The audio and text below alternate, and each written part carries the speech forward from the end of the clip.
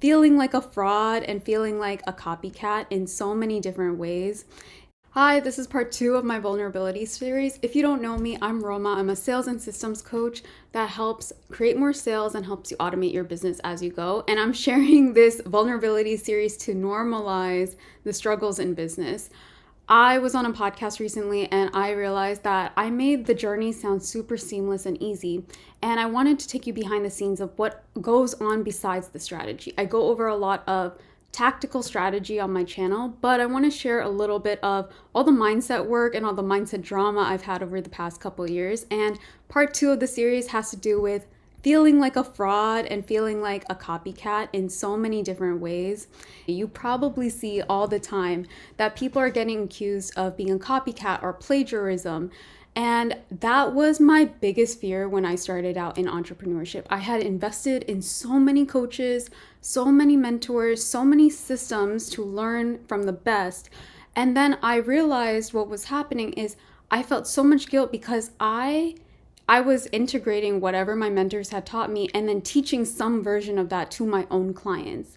And I felt for years, I felt so guilty because I was like, I am paying for all of these systems, all of this information, and then I'm revamping what I've learned and packaging it in to give it to my clients, to help my audience, to even put it in my own content. And for the longest time, I felt like a fraud. I felt like one day someone was going to call me out for using their intellectual property. So I wanted to normalize that here. Of course, I am so against like copying and pasting someone's work and putting it on your own platform. But I would be lying if I said that I had never thought about how to take someone's concept and make it my own. And I want to read you all a quote that I saw that really helped me get over this fear, because creativity is art. And what it says here is art is about creativity, but also familiarity.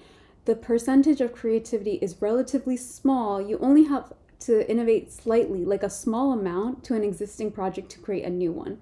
It adds enough of an alternative voice, but also retains enough of a connection.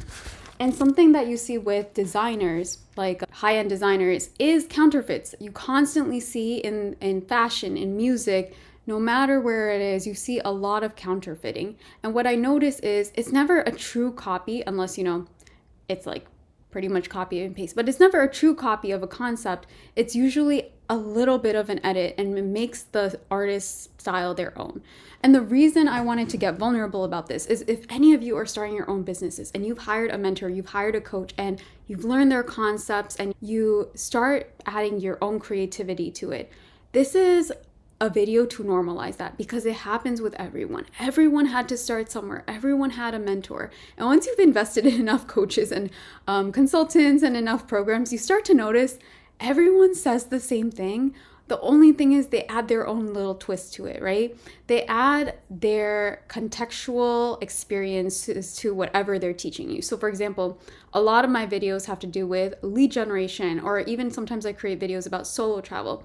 Even the formatting of those videos were inspired by other content creators I've seen, right? So again, this is to normalize that it's okay to be inspired by someone else's content, not to copy and paste it again.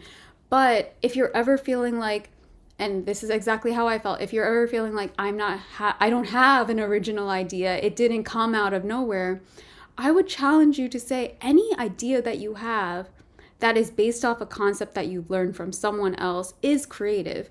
And it's something that has really given me a lot of leeway to get even more creative. Because if you're constantly operating from this place of shame of like, I'm copying this person, I learned lead generation from this YouTube video, and now I'm teaching people I know about lead generation, then you're just going to get caught up in the shame spiral and you're never going to really innovate. A big part of innovation is being really familiar with the concept. So I'm sure that you've seen all these different people on the internet talking about business. But again, they are usually talking about the same thing. It comes down to sales, it comes down to lead generation, it comes down to sales calls, but everyone has their own spin on it. So what I would say is when you are teaching or you're innovating, think about, instead of thinking of how guilty you might feel about copying someone's work, right? Ask yourself, how is your work different from someone else's? Now, if it's copy and paste, then yes, maybe I could totally see the guilt. Like you should not copy and paste someone's work. But if you're noticing like it is not the same, you add your own spin, your own creativity, your own contextual experience to it, then you are innovating. So that's something I just wanted to share. I have invested in so many coaches and mentors, and along my journey, I had felt a lot of guilt because I thought I wasn't being original. I wasn't being creative enough to create my own ideas for my business and my clients. But again, innovation and creativity is based off of familiarity. You have to learn things and then put your own spin on it to be more creative. So that is part 2 of my vulnerability series. I'm going to keep talking about different things that have helped me grow in my business. Part 3 is coming out next week, and I'm super excited to share it with you guys.